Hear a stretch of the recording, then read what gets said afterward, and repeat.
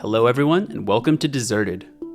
This is the story of Dune Lord, an ultimate Iron Man restricted to the Caridian desert and looking to take advantage of everything that it has to offer. With the announcement of the Tombs of Amasket, I realized this account was destined for something. To be able to defeat the enemies that lie within this new raid, all without trading, banking, or leaving the desert. Let's get into it. This video is brought to you by Manscaped. Hey there guys, do you know what this is? This is a cactus patch, but it's also a metaphor for your special below the belt area. Look what happens when we run the Manscaped Lawnmower 4.0 over it.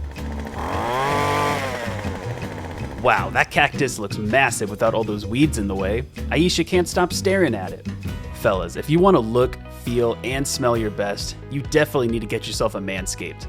I've been using Manscaped products for almost 2 years now, and I've been recommending it to all my friends ever since I started using it. They just recently sent me their brand new Perfect Package 4.0, and I'm super excited for this. It comes with the Lawnmower 4.0, which uses replaceable skin-safe blades to trim your balls with no nicks or bumps. It's also waterproof and comes with a light to clearly see what you're doing. And I love this, it comes with a wireless charging dock, so you know it's always charged and ready to use when you need it. The Lawnmower 4.0 also comes with a new travel lock. You just press the button 3 times and it won't turn on until you press the button 3 times again, so it'll never accidentally turn on inside your bag. Inside the package is also a travel bag, a pair of anti-chafe boxer briefs, and the ladies' favorite part, the Crop Preserver Ball Deodorant and the Crop Reviver Ball Toner. They both smell amazing and keep you feeling fresh even after a long day of gaming. Manscaped also sent me their Weed Whacker for nose and ear hair, the Shears 2.0, which is a really clean looking grooming set, their brand new body wash, and one of their super comfortable t-shirts. I'm very excited to have Manscaped as a sponsor because I genuinely love their products, and I really do recommend that everyone with balls should get one. Alternatively, the holiday season is almost here, and Manscaped products make a great gift. So if you get it now, you don't have to stress about finding a gift in December. So head over to manscaped.com and be sure to use code xRakine at checkout for 20% off plus free international shipping. Your balls will thank you. Hey guys. Most of this episode was recorded before Jagex decided to delay the Shattered Relics League and will be made through the context of the regularly scheduled release date. The delay will be brought up later in the video. In the last episode, we finally got started on our combat training by killing thousands of hill giants and Alcarid warriors for clue scrolls. By the end of that episode, we had 60 attack, 60 defense, and 70 strength, as well as a Staff of Air and an Unholy Blessing from Lucky Implings.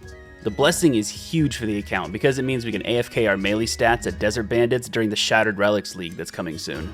Before we set ourselves up to AFK at the Bandit Camp for 6 weeks, we have a short list of things to take care of in this episode in preparation for the leagues, and this mainly just involves clearing out our inventory a bit. The first thing you may notice about our inventory is the stacks of herbs and limport roots from the Hill Giant Massacre. We're going to deal with this the same way we've dealt with it in the past, just a lot of Sorceress's Garden. There's also a few other things that need to be taken care of, but there's not really much else to say about it, so let's just get right into it. So as you probably can tell by the intro, one of the first things that we need to do is clear up our inventory a little bit so that we can AFK at Desert Bandits during the Shattered Relics League.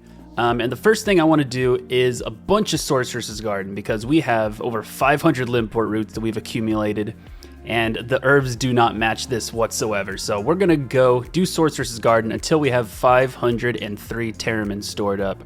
And then we'll go from there. So we're just going to get right into it. Oh, James cannot accompany us. Oh no, they're cat racists. We got to drop them off in the house real quick. And here you go, James. I miss you already, my friend. So once again, I'll be sticking to the Winter Garden this entire time because the odds of getting Terramins and Hairlanders are the best in here, and it's also super easy. I have it down, so we're just going to stick to Winter Garden all the way up until we have the same amount of Terramins. This might take a very long time. I'm excited to see what farming level we get to by the end of this. We're starting at level 28. Let's get in there.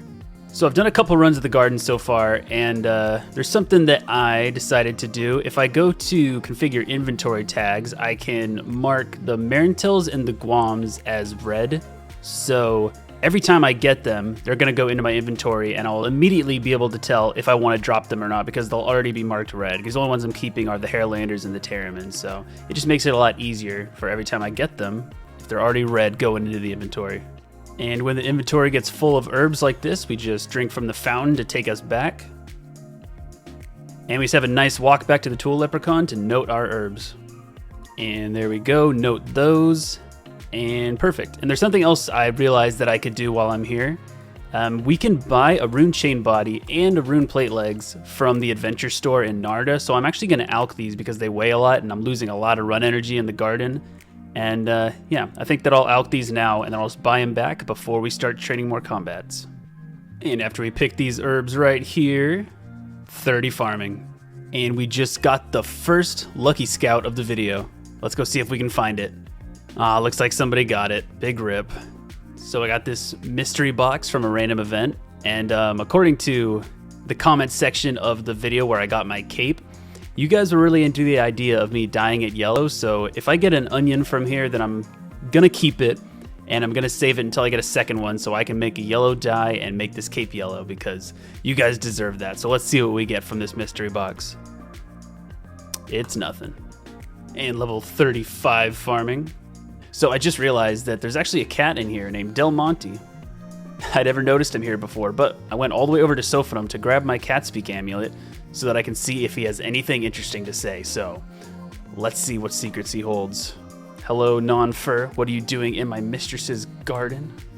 Talking to cats, it looks like. A noble and rewarding pastime. That's it. That's all he has to say. Thank you for your wisdom. And level 40 farming. Alright, so when we note these terramins, we can see that we have the same amount of terramins as we have limpwood roots. So we're done with garden technically, except that we are 3 games away, or I guess 3, herb collections away from getting a farming level. We're pretty close. So we're going to get this level, and then we're going to start making all of these into potions. And here we are, the end of the garden grind. There's the level, 44 farming. That's where we're going to finish up for this episode. As far as farming goes, we can grow irrit leaves if we had an herb patch. That would be pretty cool. Alright, so you guys know the drill by now. We're going to buy a couple of these plant cures from Aisha, and then we're going to empty them all out, and that's how we're going to get our vials for this. Then we fill them up at the fountain right here, and we do all of our unnoting at the bank, and then the herb lore levels should be flying in. First level of the grind coming in right here, 43, and 1300 total level, and 44, 45, and 46, and here we are at the very end of our terramins and limpworts. So these are all the strength potions that we made. We got right up to almost level 47, and we're definitely going to get that level when we start going through the Hairlanders. I'm going to hold on to these potions for now because we have to kill 413 goats to get enough horns to go through all these Hairlanders. So yeah, we're going to head down to Narda and get that started. And we will be killing the goats behind the Narda bank over here. See you after we kill 413 of them. We just got a book of knowledge from a random event, and this should be an herb lore level coming in. Level 47. Alright, so 413 Tom Brady's later. We have enough horns to make all of these Hairlanders into combat potions, so we're going to go take care of that. Thank God for the Desert Easy Diary making all these noted. It makes all this so much easier, and we can use these on him and crush them all into dust, so that'll make this a lot easier. And once again, the process is going to be unnoting these at the bank and then running over to this fountain for our water source, and that is how we're going to make all these potions. So let's go get some herb lore levels. There's level 48 and level 49. Big level coming in here. Level 50 herb lore. Nice even number, you love to see it. We're 5 levels away from being able to make a super strength potion, which is probably the most important herb lore level to work towards, at least for the time being. But yeah, we're almost done with these Hairlanders. We're gonna keep on going. So these right here is the last of all the combat potions that we can make. So we are officially done with herb lore for this episode, and we cleared up quite a bit of inventory spaces, as you can see, after getting rid of all the herbs and limpor roots and all that stuff. We're gonna eventually get rid of this Renar stack over time, but the only way to get snape grasses is from eclectic implings, so it's kind of hard to grind those out. The plan to get rid of these Renar weeds is, since there's an impling spawn in the bandit camp, and I'm gonna be spending a lot of time there as I'm AFKing bandits, I'm just gonna kind of catch every eclectic I see that flies by, and maybe I can get a good chunk of these made into prayer potions. We'll see, but next thing we're going to do is finish up the grind we started in last episode, which is 55 fire making. We got the rune axe from a lucky impling, And as I said in the last episode, 55 fire making is a requirement for Beneath Cursed Sands, a quest that's coming out next year. So we're going to get that since we have the rune axe. And then after we get 55 fire making, we're probably just going to alch this and clear up that inventory space as well. So we're going to get a tinderbox and a couple water skins and head up to the Teak Tree and get started on that. And I should also say that we're just under 2,000 experience away from level 51 Herblore. That's where we're finishing off, and we got over 60,000 Herblore XP this video, so that's pretty freaking crazy. So here we are at the Teak Trees. We're cutting these pretty fast, or at least way faster than with the steel axe. And yeah, we're just gonna be here AFK in a bit and then lighting these all on fire until we hit 55 fire making. Here's level 40 fire making. Probably just gonna report every 5 levels because there's not really much to post from this grind. It's just kind of AFK. All right, I just got a lucky Impling scout, so I'm gonna go take care of that. And it looks like we also got a fire making level. Pretty cool. All right, so it looks like that lucky might have despawned or something because we can't find it anywhere. So rip to that. I haven't been able to find a lucky since the Staff of Air, and I've gotten 3 scouts so far, so none of them have been successful. I said I'd report back every 5 levels, and I'm an absolute buffoon because I missed the level. There's 45 fire making. A bit of a different tone here, a bit of a change of pace. I'm just running over to Narda to fill up my water skins. This is what I do while I'm cutting teak trees. But something has changed. Something terrible, something evil. Jagex has made the announcement that they're going to be delaying the Shattered Relics Leagues until January. That does not work well with my plans and, you know, everything I've set forward in this video to date so far. It's all been, you know, in relation to prepping for the next leagues to come out. Yeah, this really messes with my plans a lot. I had everything like very like planned, like to the letter, like what I wanted to do, the order I wanted to do it, how I was going to be doing it on this account, like while I'm AFKing for leagues on my main, like I was going to be AFKing bandits the whole time, and everything was perfect. Like the timing was perfect. I was so excited that the timing was working out the way it was. Like I need to AFK desert bandits, and it's not very good YouTube content. So being able to do that and get my combat levels up during leagues and being able to put out leagues content for you guys would be like, it's the perfect time for it. Yeah, I'm really upset with this decision. I don't think that it should have happened. I think that they're delaying it because of Group Iron Man. They say that Group Iron Man was released too close to it, and the Group Iron Men are revolting and they're rioting and they're reeing on Reddit, and they want more time to play their Group Iron Men.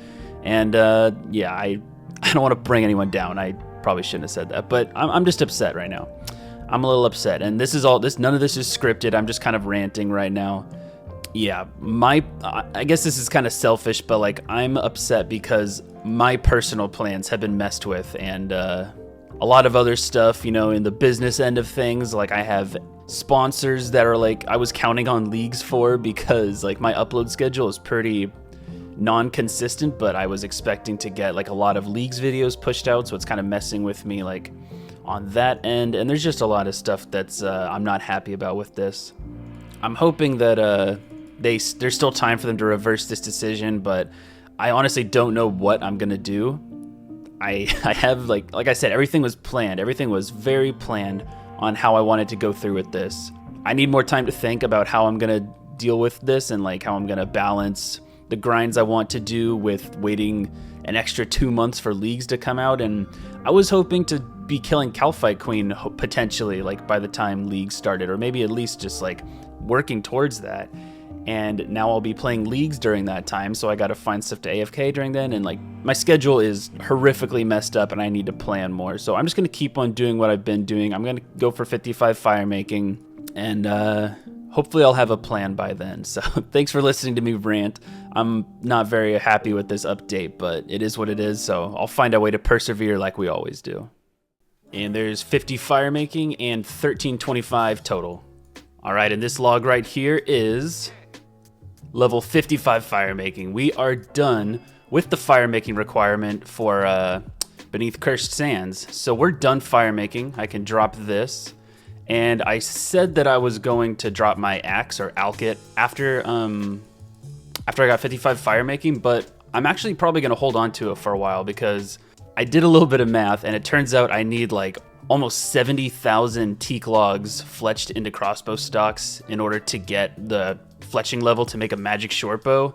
And I really don't feel like doing that with a steel or mithril axe, so I'm gonna hold on to the rune one until I can make a magic shortbow. It's gonna be an inventory space, but I think it's a necessary one.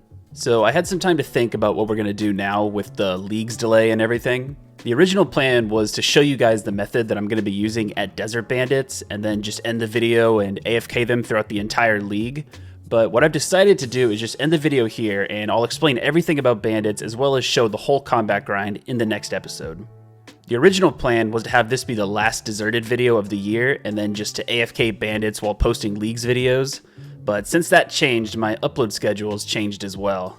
For the rest of the year, instead of posting long videos once or twice a month, I'm going to be focusing on making more frequently uploaded videos with shorter term goals. So I'll be getting the videos out about every week or so until the league starts. I hope that's cool with you guys. So that being said, I'm going to end the video right here. Don't forget to like, comment, subscribe, and all that good stuff if you enjoyed the episode. Also, don't forget I'm still paying 5 million GP for every lucky Impling scouted, so be sure to keep your eyes peeled. I'll be spending a lot of time at the bandit camp in Pawn of Niche while I'm AFKing bandits, so those are some good places to scout. I will see you guys next week for another episode of the Desert Locked Ultimate Iron Man.